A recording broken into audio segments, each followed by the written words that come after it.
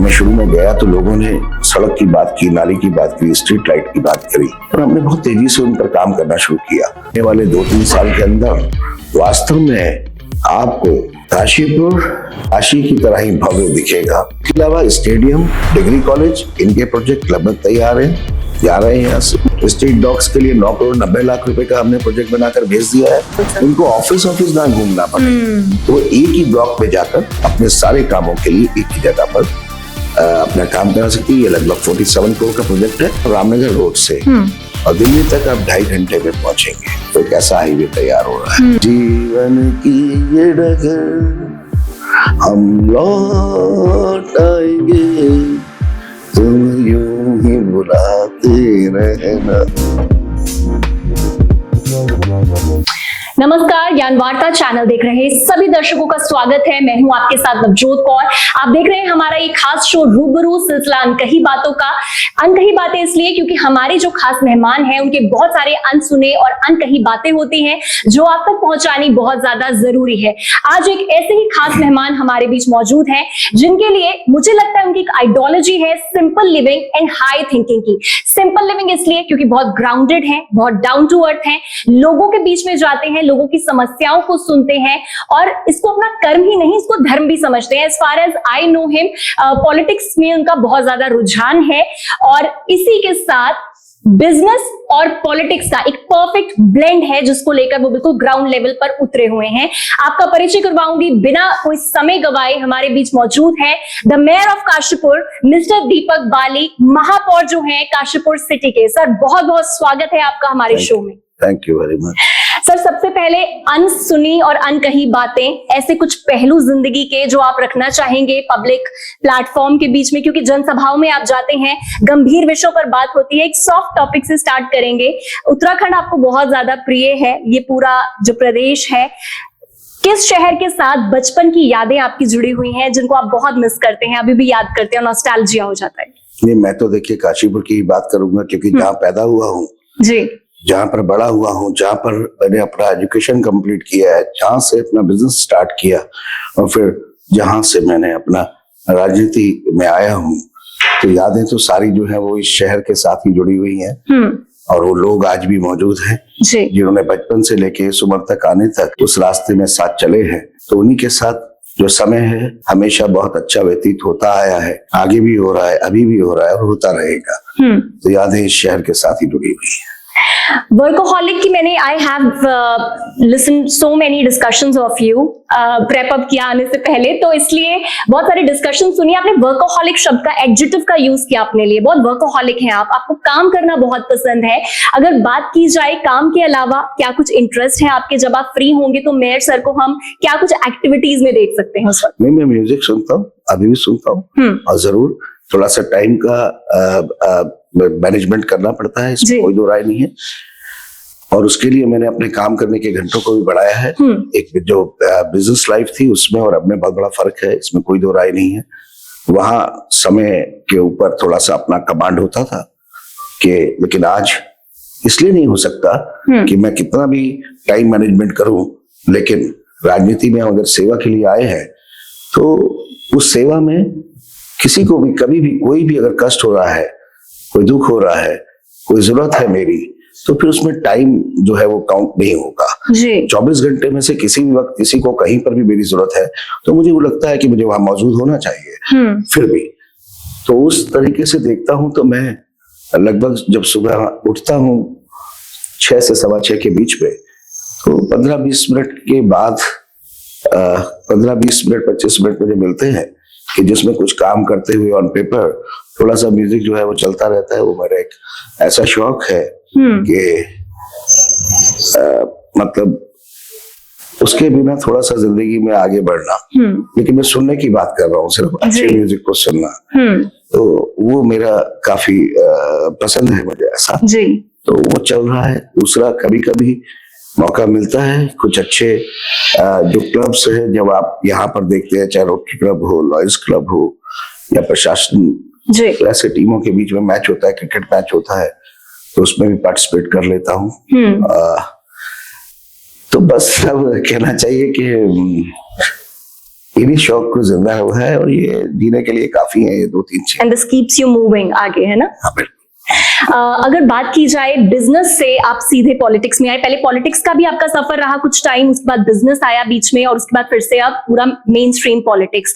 तो कितना डिमांडिंग है, वही आप जो डिफरेंस की बात कर रहे थे, कितना डिमांडिंग बिजनेस में था और डिमांडिंग ये वाला सेक्टर, पॉलिटिक्स का सेक्टर कितना डिमांडिंग है? देखिए मैं फिर वही कहूंगा कि राजनीति में मैं छात्र जीवन में जब था, मैं राधे हरि डिग्री कॉलेज से पढ़ाई कर रहा था, उसी समय उत्तराखंड आंदोलन जो है वो काफी मूवमेंट वो तेज था, तो उस समय मैं छात्र राजनीति में था जी। तो उसी समय जब यहाँ पर जब उत्तराखंड नहीं था बना हुआ, यूपी में ही थे हम, उत्तर प्रदेश में थे, तो बहुत सारे स्टूडेंट्स लीडर्स को पकड़ा गया, जेलों में भेजा गया। हमारी उस समय हाल की बहुत सारे कहना चाहिए अत्याचार हुए, माताओं पे, बहनों पे, उस पर ये भी अत्याचार था। काफी लोग गोलीकांड मसूरी में हुआ, खटीमा में हुआ, मुजफ्फरनगर तिराह कांड हुआ, जिसमें काफी लोग हमारे शहीद हो गए। तो उसी समय मेरे को भी अरेस्ट करके और फतेहगढ़ सेंट्रल जेल में लगभग 18 दिन वहां सेंट्रल जेल में रहा। उसके बाद जब लौट कर आए, फिर एजुकेशन कंप्लीट की, तो फिर 2 रास्ते थे कि पहले जो मैं आजकल के बच्चों को भी कहता हूं कि पहले ये रास्ता था कि जीवन यापन के लिए लड़ाई लड़नी है, आगे बढ़ना है जी, और उसके बाद राजनीति मन में थी, इच्छा मन में थी, तो बिजनेस सेक्टर में चला गया, वहां काम किया। और मैं ये भी मानूंगा कि वहां भी काम करते हुए मेरे साथ बहुत सारे लोगों ने काम किया, तो डायरेक्ट इनडायरेक्ट बहुत सारे लोगों को रोजगार मिला जी। लेकिन स्ट्रीम जाकर हमने काम करने के बाद फिर आपको पता ही है कि लगभग 2020 में मैं राजनीति में आया। तो तब में और अभी ये फर्क है कि हम बिजनेस करते हुए एक प्लान बनाकर काम कर सकते हैं, अपने टाइमिंग को अपने कंट्रोल में ले सकते हैं जी। लेकिन क्योंकि उसमें जिन्होंने आना है, जिन्होंने बात करनी है, उन सबसे मैच करते हुए आप अपने working hour, working day fix कर सकते हैं। राजनीति वो माध्यम नहीं है। राजनीति में तो अगर आप आएंगे तो आपको वर्किंग डे और वर्किंग आवर आपको ना तो फिक्स कर सकते हो, ना करने चाहिए जी। कभी भी किसी को कहीं पर भी आपकी जरूरत पड़ सकती है, इसलिए आपको 24 घंटे इस बात के लिए तैयार रहना पड़ेगा कि अगर आपको कोई किसी भी तरीके से जनता में से किसी ने किसी दिक्कत में भी आपको याद किया है, तो आपको वहां मौजूद होना चाहिए जी। तो यही एक डिफरेंस है बिजनेस लाइफ में और राजनीतिक जीवन में। तो 24/7 you have to be on toes. जब भी कॉल आए, जब भी किसी का कोई बातचीत हो, कोई प्रॉब्लम हो, आप हमेशा उनके लिए मौजूद प्रयास करता हूँ, बिल्कुल प्रयास करता हूँ। और अगर मैं उस दिन शहर में नहीं हूँ जी, तो मैं फोन कॉल पे तो हूँ, तो मैं कोशिश करता हूँ कि उनकी जो समस्या है उनको, अगर मैं मौजूद नहीं हूँ शहर में, बाहर गया हूँ मैं, क्योंकि राजनीतिक कार्यों से काशीपुर का, आप सभी इस काशीपुर की सामान्य जनता ने मेयर बनाया है, तो विकास योजनाओं को लेकर बाहर भी जाना पड़ता है, देहरादून भी जाना होता है। मैं 2 दिन पहले खटीमा भी था जी। उससे 1 दिन पहले मैं नैनीताल था। हमारे माननीय लोकसभा अध्यक्ष नैनीताल आए हुए थे जी। तो निकायों के साथ, पंचायत के साथ, प्रतिनिधियों के साथ उनकी एक मीटिंग थी, बैठक थी। तो जब मैं इसी विकास कार्यों के सिलसिले में शहर से बाहर होता हूँ, फिर भी अगर मुझे कॉल आता है तो मैं समझता हूँ कि मैं पूरा प्रयास करता हूँ कि उसको फोन कॉल सही मैं दूर कर सकूं और तुरंत जो राहत उनको चाहिए वो दे सकूं। आप जनसभाओं में जाते हैं और लोग अक्सर अपनी परेशानियां लेकर आपको बताते होंगे, परेशानियां जो वो गुजर रहे हैं, जिन परेशानियों में से क्या लगता है कौन से कॉमन इश्यूज हैं जो काशीपुर के हैं और फौरी तौर पर एड्रेस होने चाहिए? देखिए, जब शुरू में मैं मेयर बना तो चुनाव के दौरान ही मैंने देखा था कि काशीपुर के जो 2018 में कुछ नए वार्ड शामिल किए गए थे काशीपुर नगर निगम के अंदर जी। तो वो वार्ड पहले गांव थे, तो इसलिए उन पर वहां पर जितना मूलभूत आवश्यकताएं थी, जितना काम होना चाहिए था रोड्स का, इनका, जिन भी वजहों से नहीं हो पाया। तो जब मैं शुरू में गया तो लोगों ने सड़क की बात की, नाली की बात की, स्ट्रीट लाइट की बात करी, और हमने बहुत तेजी से उन पर काम करना शुरू किया कि सबसे पहले बेसिक इंफ्रास्ट्रक्चर जरूरी है। जो शहर की जनता है जी, वो सड़कों पर जब आती है अपने कार्यों के लिए, लेकिन कोई शहर आएगा किसी वार्ड से निकलकर तो 1 घंटे के लिए, 2 घंटे के लिए, लेकिन जो उसका पूरा जीवन है वो उसी वार्ड में अपने घर के अंदर व्यतीत होना है, उनके बच्चों को वहीं से स्कूल जाना है, बिल्कुल वहीं से आना है। तो मुझे लगता है जो बेसिक इंफ्रास्ट्रक्चर था, उन वार्डों की सड़क, नालियां, स्ट्रीट लाइट, इन पर काम होना चाहिए था। और हमने बहुत तेजी से उन पर काम किया। तो जो डिमांड थी वो इसी इंफ्रास्ट्रक्चर की ज्यादा थी जब मैं शुरुआत में गया। लेकिन अभी धीरे धीरे, क्योंकि हम 900 से ज्यादा सड़कें बना चुके हैं अब तक, तो धीरे धीरे वो चीजें, मतलब नेचुरल सी बात है कि अगर बहुत सारी सड़कें हमने बना दी इस 1.25 साल के अंदर, तो वो जो पूरी हो गई है तो वहां के लोगों को राहत मिलनी शुरू हो गई। अभी और भी काफी बाकी हैं जिन पर हम लगातार काम कर रहे हैं, हम उनको बनाएंगे।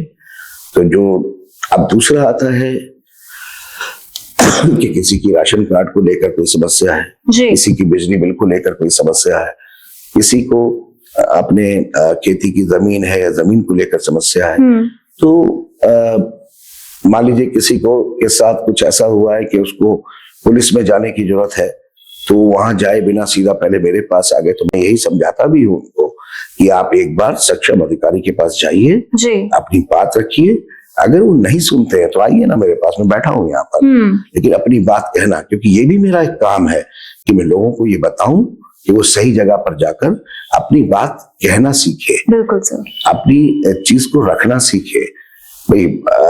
तो इसी तरीके की समस्याएं जितनी आप समझ सकते हैं आती हैं, जिन पर हम काम कर रहे हैं और आगे भी करते रहेंगे। बड़ा जनरल सा सवाल है मेरा, पॉलिटिक्स को लेकर ही है।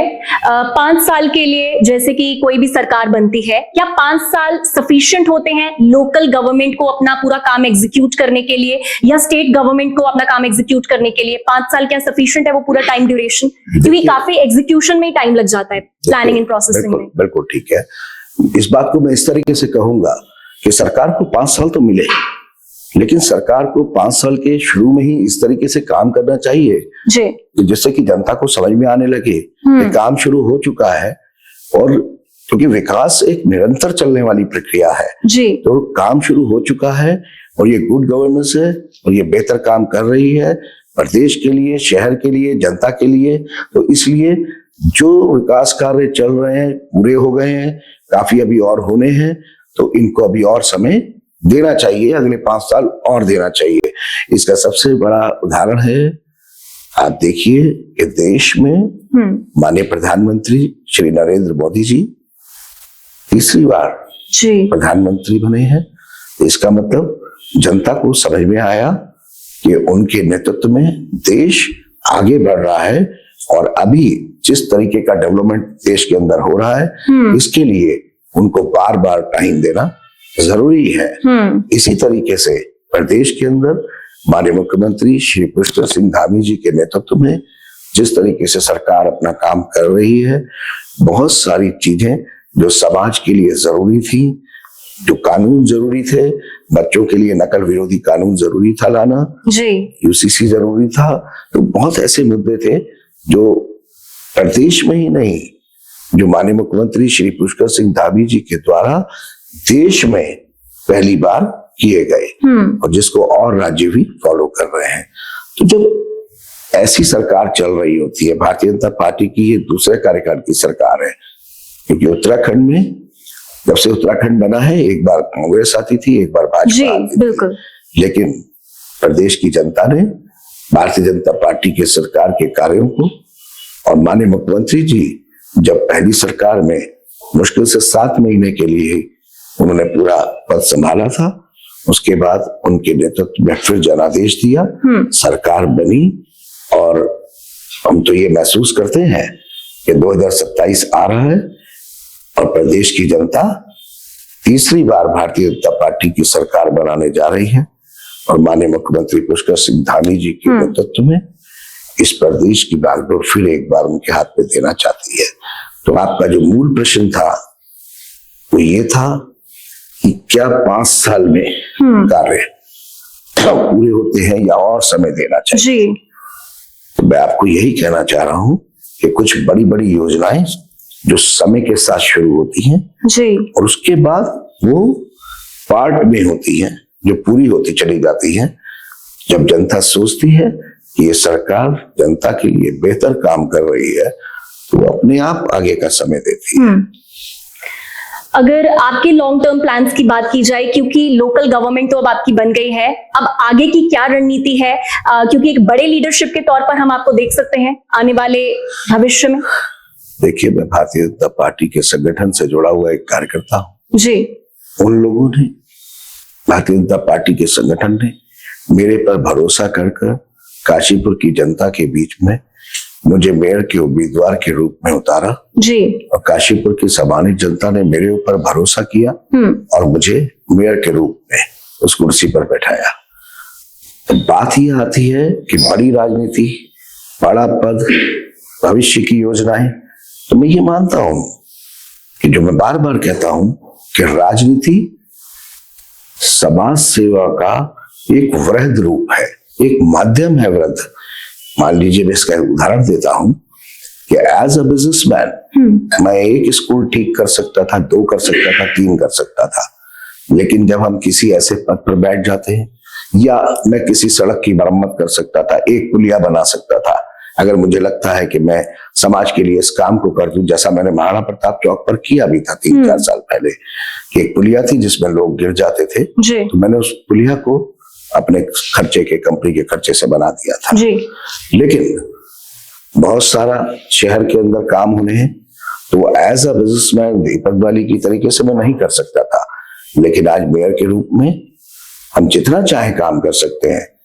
जितना डेवलपमेंट इस शहर को चाहिए, योजनाओं के रूप में शासन और सरकार के पास ले जाकर मंजूर कराकर कर सकते हैं। तो फिर कहूंगा, लौट कर आऊंगा अपनी बात पर मैं, कि भविष्य की योजनाएं जो आप कर रहे होते हैं, जो आपका प्रेजेंट चल रहा होता है, वो अपने आप आपका भविष्य तय कर देता है जी, बिल्कुल। जब आप प्रेजेंट में बेहतर नहीं कर पा रहे हैं तो भविष्य कैसा होगा?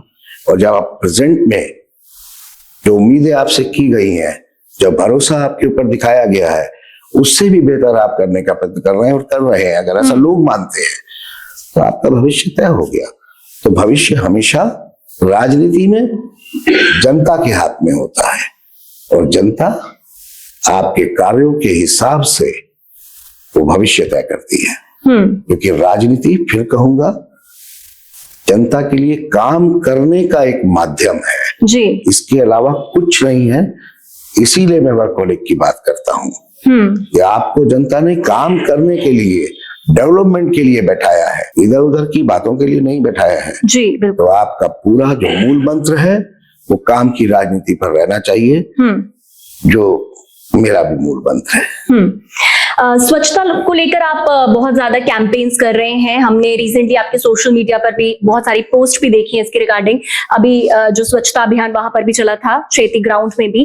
कितना लंबा ये सफाई अभियान चलेगा? कैसे आप लोगों को जन एकत्रता जो है वो कर रहे हैं? किस तरह से लोगों में इस फीलिंग को इनकलकेट कर रहे हैं कि वो खुद समझें अपनी इस जिम्मेवारी को? देखिए, ऐसा है कि जैसे मैं आपको फिर एक बात कहना चाहूंगा कि अभी मैं 2 दिन पहले जब माननीय मुख्यमंत्री जी से मिला था, तो मैंने लगभग 23 करोड़ 44 लाख रुपए की वार्डों की सड़कों के लिए उनसे सहमति दी जी, और उन्हें सचिव शहरी विकास विभाग को निर्देशित किया। तो ये बात हुई मेरे कार्य योजना बनाकर ले जाने की। तो निर्माण, इंफ्रास्ट्रक्चर, बड़ी बड़ी योजनाएं, ये सब सरकार के माध्यम से पूरी कराई जा सकती है, लेकिन स्वच्छता एक ऐसा विषय है, एक ऐसा सब्जेक्ट है जिस पर बिना जन सहभागिता के पूरी तरीके से कंट्रोल लाना वो असंभव है जी। तो जो अवेयरनेस प्रोग्राम है वो जनता को साथ में जोड़ने के लिए है, बताने के लिए है।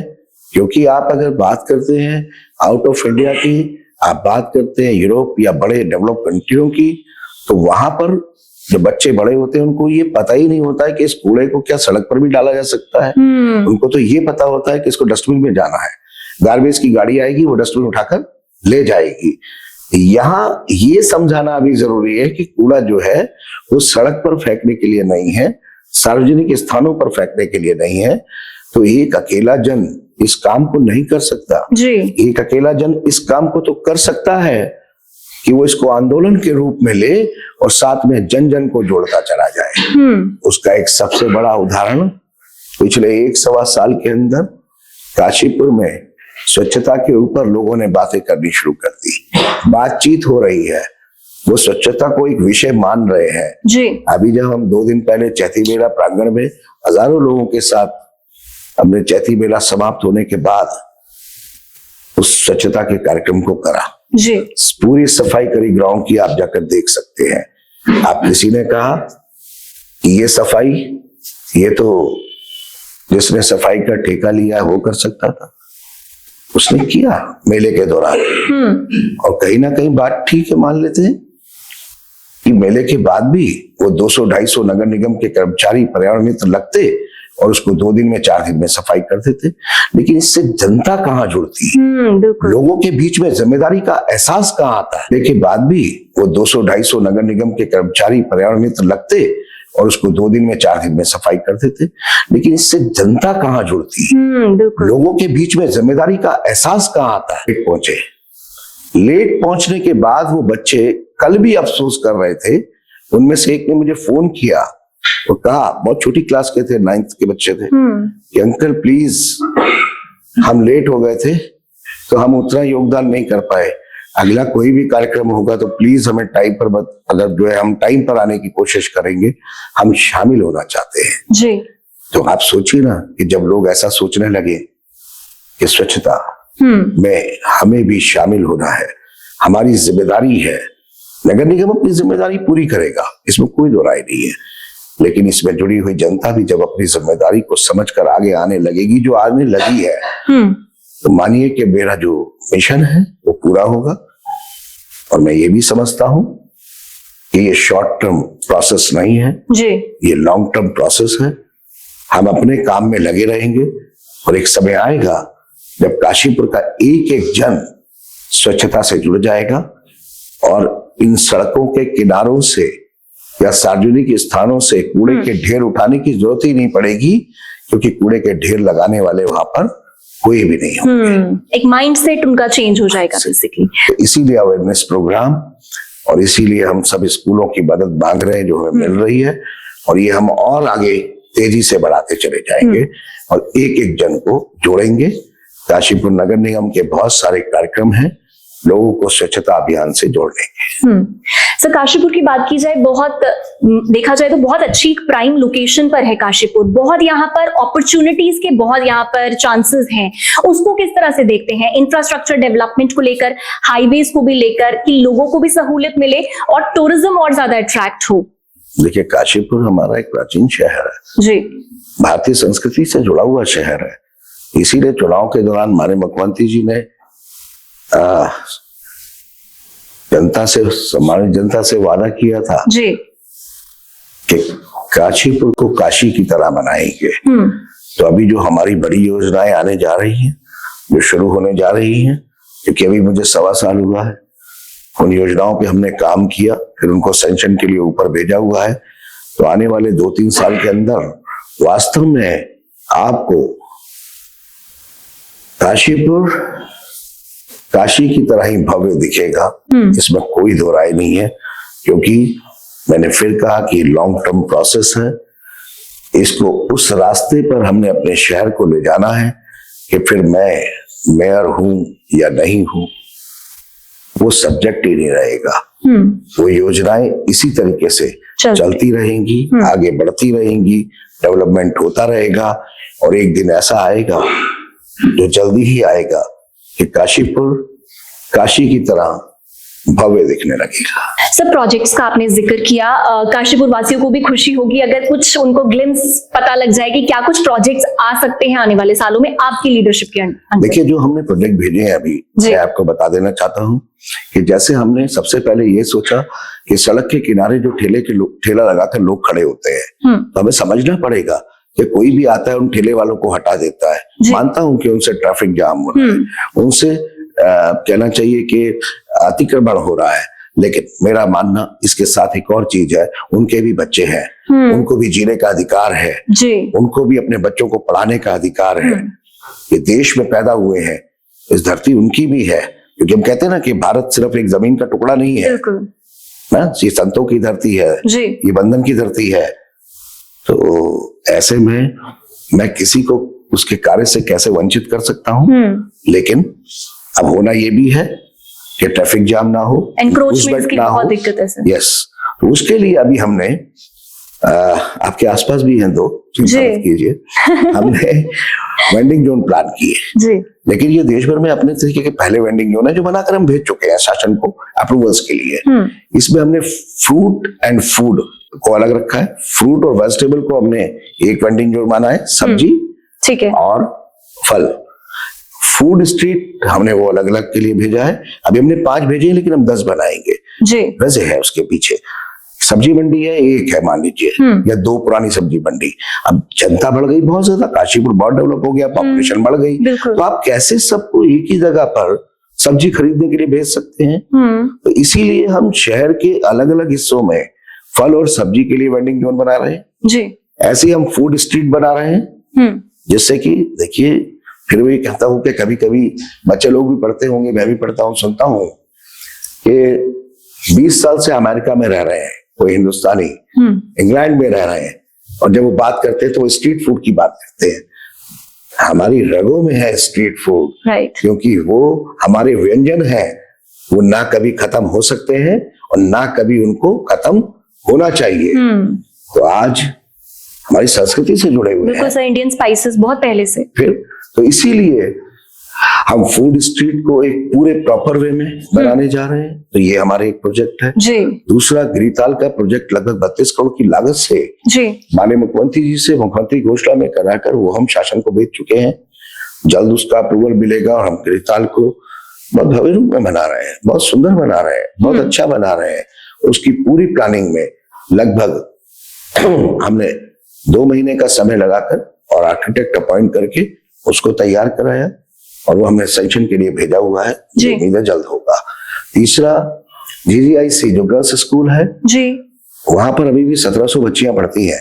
तो मैंने उनसे बहुत साल पहले कहा था कि एक दिन आऊंगा और इस स्कूल को बनाने का पूरा प्रयास करूंगा दोबारा से, क्योंकि वो एक समय था GGIC का जब वहां पर शहर काशीपुर शहर के सब ठीक ठाक परिवारों की बच्चियां वहीं से पढ़कर आगे अपनी हायर एजुकेशन के लिए जाती थी। उस जमाने में कॉन्वेंट स्कूल नहीं थे। मैं जब बड़ा हुआ तब भी 1 या 2 कॉन्वेंट स्कूल थे जी। तो सब वहीं से पढ़कर जाते थे। फिर समय बीता, कॉन्वेंट स्कूल आ गए और जिनकी जेब में पैसे थे उनकी बच्चियों ने उन कॉन्वेंट स्कूल्स में एडमिशन लेने शुरू कर दिए। लेकिन वहां कौन रह गए? बच्चियां आज भी 1700 पढ़ रही हैं, लेकिन वहां वो बच्चियां रह गई जिनके माँ बाप के पास जेब में उनको पढ़ाने के लिए कॉन्वेंट स्कूल के लिए पैसे नहीं थे। तो क्या उनको शिक्षा का अधिकार नहीं है ना? जी बिल्कुल। तो बेहतर शिक्षा के साथ साथ बेहतर इंफ्रास्ट्रक्चर होना भी बहुत जरूरी है। तो हमने उसका भी प्रोजेक्ट बनवाया है। वो मंडी उसकी कार्यदायी संस्था है, वो भी लगभग हमारे मुख्यमंत्री जी के द्वारा नगर निगम में 9 मार्च के दिन हमने घोषणा कराई थी। तो उसमें आधुनिक GGIC जी बेहतर इंफ्रास्ट्रक्चर के साथ वो प्रोजेक्ट चला गया है। इसके अलावा यहाँ पर एक इंटीग्रेटेड ऑफिस का प्लान जो अंतिम चरण में है सैंक्शन के जी, मतलब मुझे ऐसा लगता है कि वो सबसे पहले उसका शिलान्यास होगा। शिलान्यास कहते हैं कि मतलब वर्क शुरू करने के लिए भूमि पूजन एंड शिलान्यास। वो लगभग 47 करोड़ का प्रोजेक्ट है।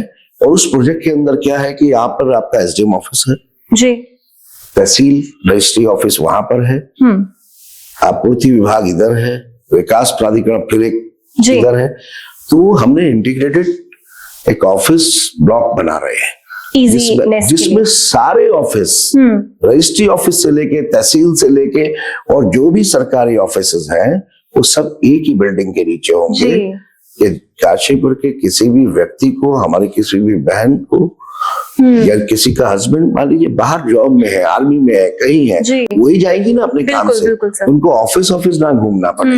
वो एक ही ब्लॉक में जाकर अपने सारे कामों के लिए एक ही जगह पर अपना काम करा सकती है। ये लगभग 47 करोड़ का प्रोजेक्ट है जो टांडा तिराहे पर आने जा रहा है जी। ये था। इसके अलावा सर हाईवेज को लेकर भी बड़ा ऑन एंड ऑफ डिस्कशन रहता है। हाँ, उस पे आ रहा हूँ मैं, उस पे भी आ रहा हूँ। इसके अलावा स्टेडियम, डिग्री कॉलेज, इनके प्रोजेक्ट लगभग तैयार है, जा रहे हैं यहाँ से बनने के लिए। डॉग शेल्टर हमने बताया आपको, स्ट्रीट डॉग्स के लिए 9 करोड़ 90 लाख रुपए का हमने प्रोजेक्ट बनाकर भेज दिया है, तो वहां जा रहा है। इसके अलावा हमारे यहाँ पर जो STP जो मेरे बैठने से पहले लगभग तैयार हो चुके थे, लेकिन चालू नहीं हो पा रहे थे, जो भी उनमें कमियां थी। तो एसटीपी सीवरेज ट्रीटमेंट प्लांट वो हमारे यहाँ पर 32 MLD के जो है वो चालू हो चुके हैं, वर्किंग में है, लेकिन उनके पानी को क्लीन करने के बाद हम अभी नदी में छोड़ रहे हैं। तो वाटर जो है वो बहुत हमारे जीवन के लिए बड़ा महत्वपूर्ण एक विषय है। आज हम काशीपुर में उसकी कीमत को नहीं समझ रहे, क्योंकि यहाँ पर वाटर लेवल आराम से सही है। आने वाला समय गंभीर होगा जी। तो इसीलिए अब पेपर इंडस्ट्रियां हैं हमारे यहाँ पर, वो देश में सेकंड नंबर पर है। यहाँ पर पेपर का प्रोडक्शन देश में सेकंड नंबर पर है किसी भी स्टेट का। तो हम जो वो पानी का दोहन वहां पर होता है उनको चाहिए, क्योंकि इंडस्ट्री एक पार्ट है समाज का, रोजगार मिलता है, इंडस्ट्री भी चल रही है। तो हम उन एसटीपी प्लांट से हमने जो भेजा है अभी, अर्बन चैलेंज एक फंड है जो माननीय प्रधानमंत्री जी के द्वारा इस बजट में पहली बार रखा गया है, जो 1 लाख करोड़ का फंड है जी। ठीक है। तो उसकी कुछ कंडीशंस हैं। हमने उस प्रोजेक्ट को भेजा है कि हम पानी को रिसाइकिल करेंगे, क्लीन करने के बाद हम वापस उसको नदी में नहीं छोड़ेंगे, हम लाएंगे और हम पाइपलाइन के थ्रू पेपर इंडस्ट्रियों को बेचेंगे। ठीक है। और उससे हमें मार्जिन भी आएगा, हमारा यूएलबी नगर निगम अपने पैरों पर खड़ा होगा, और साथ ही साथ जो पानी का बहुत ज्यादा दोहन है उस पर फर्क पड़ेगा, कम होगा वो। इसके अलावा आपने बात करी हाईवेज की। देखिए ऐसा है कि हमारा एक प्रोजेक्ट है जो 8 हमारे यहाँ के चौराहे हैं, उन चौराहों का सौंदर्यीकरण और सुंदरीकरण, मतलब बेहतर बनाना और सुंदर बनाना। इसमें पहला चौराहा, 2 चौराहे हमारे हैं, एमपी चौक और एक आपका स्टेडियम के पास जो गुरु ननकाना साहब के लिए रोड जाती है वहां वाला चौराहा।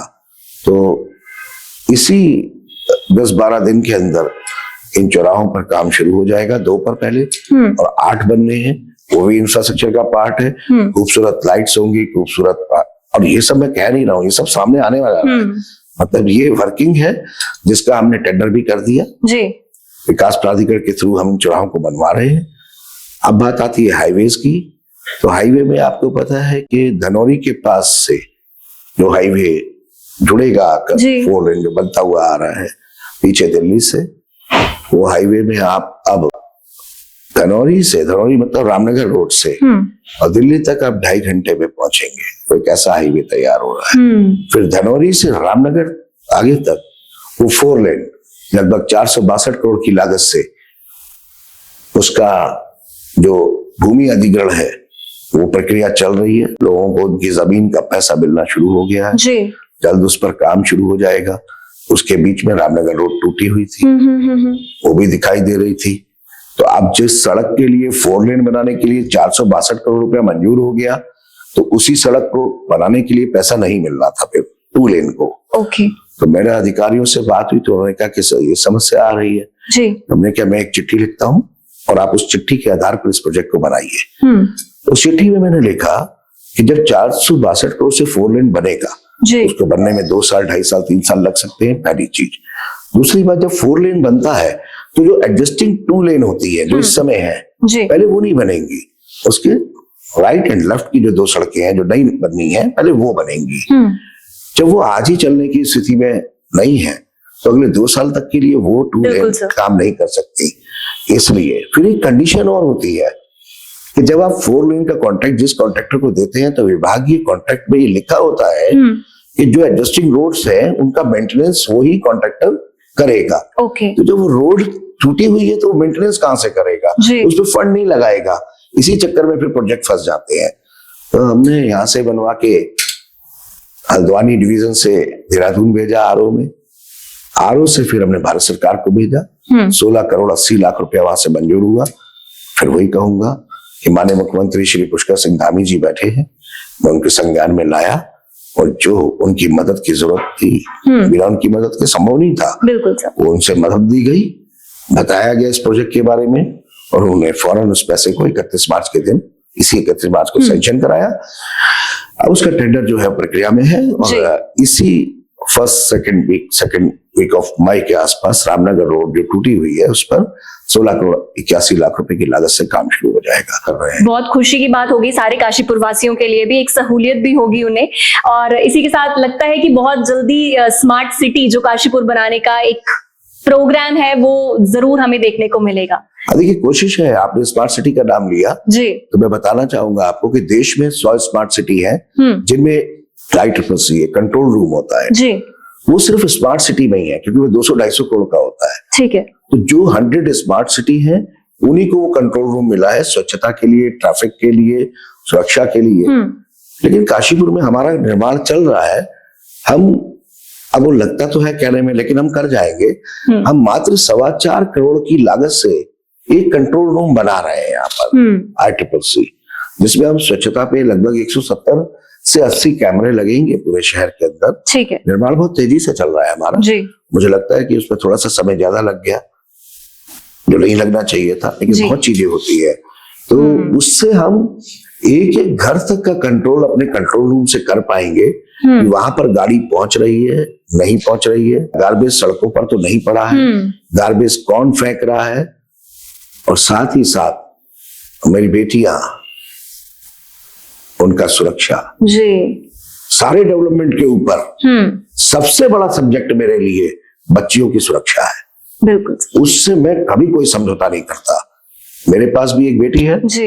हर बच्ची में अपनी बेटी का रूप देखता हूँ। वो मेरे लिए बहुत जरूरी है।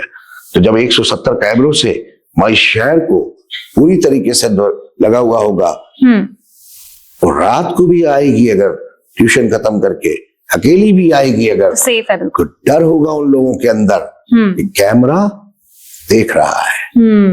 तो इसलिए मैं इस चीज को, स्वच्छता और सुरक्षा और ट्रैफिक, तीनों चीजों से, उतने पैसे नहीं है हमारे पास तो क्या हो गया। हम तो, मैं बार बार कहता हूं कि हर चीज के बहाने होते हैं, लेकिन मैं बहानों की लाशों पर खड़ा होकर संकल्प लेता हूं। मेरे काम के बीच में कोई बहाना नहीं चलेगा। मैं कहूं मेरे पास पैसे नहीं है, अरे मेरे पास लोग नहीं है योजनाएं बनाने वाले, तो फिर मैं क्या कर रहा हूं जी? मुझे क्यों जनता ने चुना है? सिर्फ बहाने बनाने के लिए? फिर रिपीट करूंगा, मैं हमेशा कहता हूं और इन शब्दों को मैं दोहराऊंगा आपके सामने जी, मेरे पास जीवन में कोई बहाना नहीं है। तो फिर कहूंगा कि बहानों की लाश पर खड़ा होकर मैं संकल्प लेता हूं कि मुझे ये काम करना है, फिर मैं पीछे नहीं हटता। सर, तभी इस पूरे चैट शो की, इसकी हमने शुरुआत इससे की थी। बहुत ही परफेक्ट ब्लेंड है, बिजनेस एंड पॉलिटिक्स का जो फ्यूजन निकल के आया है, एक स्ट्रॉन्ग सिनर्जी इसको हम कह सकते हैं। ये चीज भी समझना चाहूंगी, क्योंकि चैलेंजेस जो आप कहते हैं कि उसको आप चैलेंजेस नहीं अपॉर्चुनिटी के तौर पर देखते हैं, तो कांस्टेंट सपोर्ट क्या रहा है? क्योंकि आपके वाइफ हमेशा एक शैडो की तरह आपके साथ, हमने हमेशा उनको देखा है, और अब आपकी जो बेटी है, आपकी daughter, very precious for you, तो वो भी आपके साथ हर कैंपेन्स वगैरह में हमें अब देखने को मिलती है। क्या कांस्टेंट सपोर्ट है? फैमिली का किस तरह से आपके ऊपर पूरा मॉरल सपोर्ट रहा है थ्रू आउट? मैं उन दोनों को हाथ जोड़कर धन्यवाद करूंगा एक बात के लिए जी। उन्होंने जो जीवन राजनीति में आने से पहले मेरे साथ जिया था, वो एक अलग जीवन था। उसमें छुट्टियां थी, उसमें हॉलीडे थे, उसमें घूमना फिरना था। अभी वो दोनों जो है वो अकेले घूमती हैं, मैं उनको समय नहीं दे पाता। तो सबसे पहले मैं अप्रिशिएट करूंगा उन दोनों को इस बात के लिए कि उन्होंने, मैंने जिस जीवन को चुना है लोगों के लिए, जनता की सेवा करने के लिए, वो स्ट्रेंथ उन्होंने मेरे अंदर पैदा करी है। वो हिम्मत से मेरे साथ खड़ी हो गई हैं, यस, लोगों के लिए काम करो। मैं आपको उदाहरण दूंगा, एक दो उदाहरण दूंगा इस बात के लिए जी। मेरी वाइफ चुनाव के दौरान भी, मेरी बेटी भी, वो भी प्रचार के लिए घूमी। मेरी बेटी अपने हाथ से स्टिकर लगाती थी और पर्चे बांटती थी मेरे लिए। बहुत मेहनत की उन लोगों ने। और डोर टू डोर कैंपेन जो है ना, वो सबसे मेहनती होता है। आप उसको, उसमें बहुत चलना पड़ता है। तो मैं सभाओं के लिए गाड़ी से भी यूज कर लेता था। वो एक जगह पहुंचकर पूरे इलाके को पैदल चलती थी सुबह से शाम तक। मेहनत की उन्होंने, नो डाउट, इसमें कोई दो राय नहीं है। लेकिन जब मैं चुनाव जीता तो नेचुरल सी बात है, वो 14 साल, अभी वो 15 साल की हुई है, छोटी है थोड़ा। तो जब मैं सुबह 4 बजे घर पहुंचा और वो मेरे साथ लगकर भावुक हो गई। लेकिन अगले दिन जब वो सुबह उठी आराम से, तो उसका एक डायलॉग मुझे, मैं भूल नहीं सकता उसको, पापा काम करना आप लोगों के लिए, हमने भी बहुत बहुत वादे करे हैं, हमारी भी अपनी एक प्रेस्टीज है। हमारे वादे झूठे नहीं होने चाहिए। पहला, वाइफ ने लगातार मुझे अच्छे काम के लिए, कहते हैं ना, प्रोवोक, उत्तेजित करना, ये ऐसा शब्द ऐसे लगता है कि गलत काम के लिए ही होता है, ऐसा है नहीं। प्रोवोक करना, उत्तेजित करना अच्छे काम के लिए भी होता है। वो हमेशा मेरा हिम्मत बढ़ाती है, पूछती है, लेकिन सबसे बड़ी बात है मेरे से तो वो जो पूछती है, लेकिन जो उसको लोग बोलते हैं उनसे मेरा रिपोर्ट कार्ड लेती है, कैसा काम कर रहे हैं, सच कह रहे हो ना, कर रहे हैं ना। तो ये भी एक मैं इसको अपनी बात में ऐसे दोहराता हूं, मैं इसलिए तारीफ नहीं कर रहा हूं कि वो मेरी वाइफ है, वो मेरी बेटी है, इसको मैं ऐसे दोहराता हूं कि जो मेरे सबसे बड़े, कहना चाहिए कि शुभचिंतक और मेरे कामों को अप्रिशिएट करने वाले दोनों लोग मेरे घर में बैठे हैं। अगर मैं काम नहीं करूंगा तो वही मेरे सबसे बड़े विरोधी हो जाएंगे, मेरी बेटी और मेरी वाइफ। पहला। दूसरा, अभी का एग्जाम्पल है, वो मेरी बेटी के लिए मैं कहूंगा, उसने मुझसे रात को कहा कि जो आप चैती मेला प्रांगण में कल सफाई अभियान के लिए जा रहे हैं जी, मैं साथ में चलना चाहती हूँ। उसने कहा, मैंने नहीं कहा। मैंने कहा ठीक है चलिए।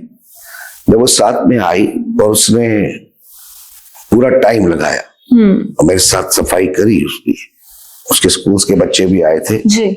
वो 10th में है असल में, तो उसके स्कूल से 9th वाले बच्चे आए थे, तो स्कूल था लेकिन वो जाना चाहती थी। तो जब मैं घर पहुंचा, वो मेरे से, जैसे मुझे एक मीटिंग करने जाना था, वहां से निकल के मैं नहाया धोया तो था नहीं, तो मैंने कहा चलो काम करते हुए चलते हैं, क्योंकि मुझे फर्क नहीं पड़ता, मुझे काम करना है। तो मैंने लोअर पहन रखा है, टी शर्ट पहन रखा है, कमीज कहाँ से बाहर निकल रही है, पैंट इधर से फटी है, ये सब कोई दिक्कत नहीं है मेरे को। जूता की तली उधड़ गई है, ये कोई सब्जेक्ट ही नहीं है मेरे लिए, ना कभी रहा ना रहेगा, पहले भी नहीं रहा, बिजनेस लाइफ में भी नहीं रहा, वो सब्जेक्ट ही नहीं है। तो मैं अपनी मीटिंग करने चला गया उधर, फिर वो दूसरी गाड़ी से उसको घर भेज दिया। फिर मैं घर जब पहुंचा तो वो अपने रूम में होगी, तो मैंने मदर से पूछा, मतलब अपनी वाइफ से पूछा कि कैसा लगा उसको। तो उसने जो जवाब दिया, उसने कहा कि मेरी जिंदगी का अब तक का सबसे बेहतरीन दिन था। तो ये सपोर्ट जब घर से मिलती है ना, तो बहुत बड़ा हौसला बढ़ता है जी। लेकिन अब घर की सीमाएं भी बढ़ गई है, परिवार की डेफिनेशन भी बदल गई है। मेरे लिए ये पूरा शहर मेरा घर है, ये पूरा शहर मेरा परिवार है। और मैं धन्यवाद करूंगा कि सब लोग मुझे अप्रिशिएट कर रहे हैं, हौसला बढ़ा रहे हैं। जब बाइक पे जाते हुए 17-18 साल का बच्चा और एक बेटी मेरी गाड़ी के करीब इसलिए आते हैं, स्पीड से तो मैंने रोका, वो सिर्फ मुझे हाथ हिलाकर जब हेलो करना चाहते हैं, तो मेरा मन कितना खुश होता है, क्योंकि चेहरा तो वही था ना, और शहर में भी था, लेकिन मेरे काम से मेरे चेहरे को बदल दिया जी। बिल्कुल। पहली चीज, जब किसी सड़क के उद्घाटन के लिए जाता हूँ और वहां एक महिला आंसू से रोती है और मैं उसको चुप कराता हूँ जी, और वो कहती है कि नहीं ये खुशी के आंसू हैं, हमें भी लगता था कि क्या 20 साल में अभी क्या कोई आएगा, क्योंकि हम गरीब लोग हैं, हमारे घर बने हुए हैं 20 साल से, इस सड़कों पर हम रोज निकलते हैं, इतने इतने गारे में निकलते हैं, बच्चे को कंधे पे बैठा के स्कूल छोड़ने जाते हैं। तो क्या, तो बात अमीरी गरीबी का नहीं है, सड़क सबको चाहिए, सबका मतलब मेरा फर्ज है, उनका अधिकार है जी। तो परिवार का डेफिनेशन बदल रहा है, साथ में मैं फिर आपके माध्यम से जी बेटी का, मेरी वाइफ का, पूरे परिवार का धन्यवाद करूंगा कि आज उन्होंने इस जन सेवा के लिए कंधे से कंधा मिलाकर मेरे साथ चल रहे हैं। जहां हो सकता है धर्मपत्नी भी वो सोशल जो वर्क वो पहले से बहुत सालों से करती आ रही है, लेकिन हम लोग उसको हाईलाइट नहीं करते थे, दिखाते नहीं थे उस समय, तो वो अभी भी काम कर रही है। सुभाष चंद्र बोस छात्रावास में 50 बच्चे हैं जो उनको उन्हें अडॉप्ट करे हैं, रोज 2-2.5 घंटे जाती हैं और उनको स्किल डेवलपमेंट करा रही हैं जी। तो परिवार साथ मिलकर समाज के लिए काम कर रहा है, जो मेरे हौसले को बढ़ाता है। Sir, apart from all this, आपने इंटरेस्ट की बात की, आपने कहा आपको गुनगुनाने का भी शौक है, सुनने का भी शौक है। अगर 2 लाइन्स अगर आप काशीपुर की जनता के लिए कुछ सुनाना चाहे तो अपनी मर्जी से। मैंने ऐसा तो सोचा नहीं, मैंने तो ये कहा था कि सुनने का शौक है। पर आप गाते भी अच्छा है। अच्छा तो नहीं, गा लेता हूँ बस। मैं सोच रहा हूँ अभी, आपने ऐसा है ना वो सारे सवाल करे तो उसमें तो कोई नहीं है, कुछ नहीं है, कुछ सोचने की जरूरत नहीं है, जो है सामने वो सामने है। लेकिन गाना जो है अगर आप कंफर्टेबल हैं तो। नहीं, मैं तो हर चीज में कंफर्ट, क्या होगा, अरे मैं तो गा दूंगा, सामने वाले को पसंद नहीं आएगा, मुझे क्या फर्क पड़ रहा है, मैं हर चीज में कंफर्टेबल हूँ। ठीक है सर। मैं नहीं सोचता ऐसा।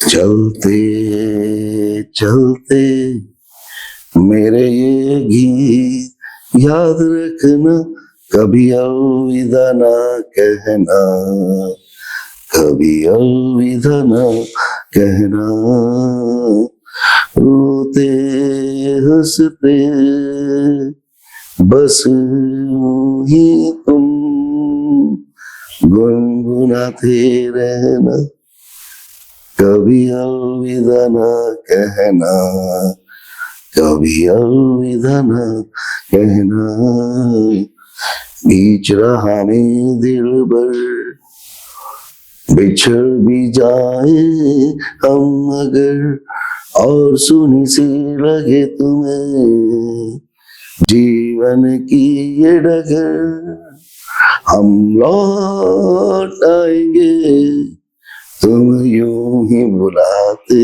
रहना, कभी अलविदा न कहना। Thank you so much. Youth के लिए एक बार फाइनली कोई संदेश दे दीजिए, पॉलिटिक्स में किस तरह से वो भी अपने पैर जमा सकते हैं और उन्हें आना चाहिए, इस तरह का कोई प्रोत्साहन या कुछ भी जो आप कहना चाहें मैं उत्तराखंड के यूथ। देखिए, इसके लिए मैं कहां से अपनी बात शुरू करूं, क्योंकि मेरा इसमें एक सेटबैक भी है। जब हम अपने बच्चों को एसटीपी प्लांट घुमा रहे थे जी, 3 स्कूल्स के बच्चे थे, तो लास्ट में एसटीपी सीवेज ट्रीटमेंट प्लांट वो सब बड़ा इंटरेस्ट से घूम रहे थे। तो जब लास्ट में गैदरिंग हुई, असेंबलिंग हुई वहां पर ही, तो मैंने पूछा कि उन बच्चों में से कौन क्या बनना चाहता है। तो यूपीएस पर बात आई, आईएएस, पीसीएस, आर्मी, सब कुछ आया, डॉक्टर्स, इंजीनियर। फिर मैंने पूछा राजनीति में कौन कौन, तो हाथ खड़े कर रहे थे लोग, कोई 10 बच्चे किसी चीज के लिए 20। लीडर कौन कौन बनना चाहता है, राजनीति में कौन कौन आना चाहता है। यू कांट बिलीव, एक हाथ खड़ा हुआ, और जब उसका मास्क उतारा गया तो वो मेरी बेटी थी। तो उसका हाथ इसलिए खड़ा हुआ कि वो मेरी बेटी थी, ऐसा नहीं है। वो राजनीति को देख रही है कि राजनीति, कई बार हमारे बच्चे ऐसा समझ रहे हैं कि ये बेहतर नहीं है जी। चलन चला दिया कि नेताओं को गाली दो, गाली दो, गाली दो, राजनीति खराब है, राजनीति अच्छी होनी चाहिए। अरे अच्छे लोग जब राजनीति में आएंगे ही नहीं, अगर मैं आप ही की बात मान लेता हूँ तो राजनीति अच्छी कैसे होगी। तो मैं अपने बच्चों को ये कहना चाहूंगा जी कि वो राजनीति में भी आना चाहते हैं तो इस भाव से आए कि काम करना है लोगों के लिए। वो जब जॉब करते हैं, चाहे वो आईपीएस बनते हैं, पीसीएस बनते हैं, आईएएस बनते हैं, आर्मी में जाते हैं, डॉक्टर्स बनते हैं, तो काम ही करने जा रहे हैं ना। ये सारे प्रोफेशन वो है जिनमें आप अपनी रोजी रोटी के साथ राष्ट्र का निर्माण भी करते हैं। तो राजनीति भी एक ऐसा माध्यम है जहां पर आप राष्ट्र का निर्माण बहुत बेहतर तरीके से कर सकते हैं। तो मैं अपने यूथ को 2 बातें जरूर कहूंगा, इनसे कहूंगा, क्योंकि देखिए मैं जैन जी की जब बात करता हूं तो मैं साफ कहता हूं कि हमारे जैसे जैन जी जो है, हमारे बच्चे जो है देश के, राज्य के, वो जैन जी नहीं है बांग्लादेश की तरह जो मारकाट से तख्ता पलटते हैं। नहीं, हमारे बच्चे जो हैं वो जैन जी हैं जो सोच समझकर व्यवस्थाओं में परिवर्तन लाते हैं। जो सरकार बेहतर काम नहीं करेगी, उस सरकार को वो संवैधानिक तरीके से बदल देंगे। तो मैं ये कहना चाहूंगा कि जिस तरीके से और प्रोफेशन में हमारे यंगस्टर अपनी भागीदारी कर रहे हैं, इसमें राजनीति को भी जोड़ें कि ये राजनीति वो माध्यम है जो राष्ट्र के निर्माण में सबसे प्रमुख जगह है जी। और आए और इसमें राजनीति करें। इसीलिए मैंने जो एक बार मेरे पास ये ऑफर आया, एक दिन का मेयर, तो वो बच्ची जो 10th क्लास की है, वो एक दिन पूरा उसने मेरे साथ व्यतीत करा, और उसके बाद उसके पेरेंट्स जो डॉक्टर है वो दोनों लोग मेरे पास एक दिन बाद मिलने आए। तो उन्होंने कहा हम तो डॉक्टर हैं, हमें पता ही नहीं था कि राजनीति में एक मेयर ऐसे ऐसे भी काम करता है जी। हमें तो बस नेता ऐसे लगता था। तो एप्रिशिएशन, उसके पीछे भी सोच ये थी कि राजनीति में आप क्या करते हैं और कैसे करते हैं, इसके लिए हमारे यूथ, हमारे यंग बच्चे साथ में शामिल हो। मैं तो फिर कहूंगा कि जिन बच्चों को भी आना है कोई दिक्कत नहीं है, एक दिन व्यतीत करें ना, समझे राजनीति को, देखे राजनीति को कि किस तरीके से आपको संतुष्टि मिलती है जब आप सेवा करते हैं। तो बच्चों के लिए एक ही बात है, पढ़ाई पूरी करें, पढ़ाई पूरी करने के बाद वो जिस करियर को चुनना चाहते हैं उस करियर को चुने, अपनी रोजी रोटी का प्रबंध कर लें, और जैसे ही प्रबंध कर लें तो साथ ही साथ सेवा के लिए थोड़ा थोड़ा राजनीति में भी इंटरेस्ट लें, और जब अपॉर्चुनिटी मिले, जब उनको लगे कि हम अपनी फैमिली के लिए जिम्मेदारियां थी पूरी कर चुके हैं, तो फिर अपनी जिम्मेदारी को समाज के लिए पूरा करने के लिए राजनीति में जरूर आए। जी सर, बहुत ही अच्छा विजन लेकर आप चल रहे हैं, और इसी मॉडर्न विजन की जरूरत है आई थिंक इंडिया को भी, और उत्तराखंड को, काशीपुर को स्पेशली। और मुझे लगता है कि 2027 के लिए भी जब स्टार कैंपेनिंग होगी उसमें भी आपका चेहरा जरूर नजर आएगा, बिकॉज बड़े फेवरेट कहते हैं ना कि with the blue eyes, child with the blue eyes, तो आप पुष्कर सिंह धामी के लिए भी वही हैं। आई थिंक उस लेवल तक आ गए हैं, और हम देखना चाहेंगे कि आप किस तरह से बतौर लीडरशिप और भी अगला लेवल जो है वो अटेन करते हैं। देखिए, एक चीज और लास्ट में कहूंगा जी, किसी को पसंद हूं या नहीं हूं, मैं तो ऐसा ही हूं। अब जैसे मैं राजनीति में आया तो एक ट्रेंड चला हुआ है ना पजामा कुर्ता पहनने का, मैंने कभी पहना ही नहीं जी। अब मैंने कहा यार ये मैंने पहना ही नहीं तो मैं सहज नहीं रह पाऊंगा, मैं कंफर्टेबल नहीं रह पाऊंगा। तो बोले नहीं आप समझिए, जैसे समझाने की कोशिश करी जो राजनीति में थे मेरी उम्र के, अरे नहीं इसमें पजामा कुर्ता पहनना पड़ता है। मैंने क्यों पहनना पड़ता है भाई, ये डेवलपमेंट से पजामा कुर्ता का क्या लेना देना है, जो पजामा कुर्ता पहनता है वो पजामा कुर्ता पहने, मैंने पैंट शर्ट पहनी है हमेशा। अरे नहीं फिर आप नेता नहीं लगेंगे, मैंने नेता नहीं लगेंगे, अच्छा नेता भी लगना होता है क्या? तो बात वही है कि काम करना ही प्रायोरिटी है, बाकी सब चीजें बायो प्रोडक्ट है जी। Product is work.